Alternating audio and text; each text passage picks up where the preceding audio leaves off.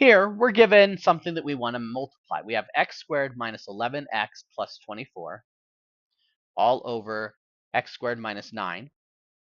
And we multiply by x squared plus 5x plus 6 all over x squared minus 6x minus 16.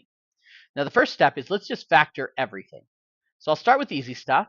X squared minus 9 is the difference of two squared, so that's going to be x minus 3 times x plus 3. In the numerator, I'm going to do what I call a double bubble. I need to find two numbers that multiply to give you 8 or 24 and add to give you negative 11. So that's going to be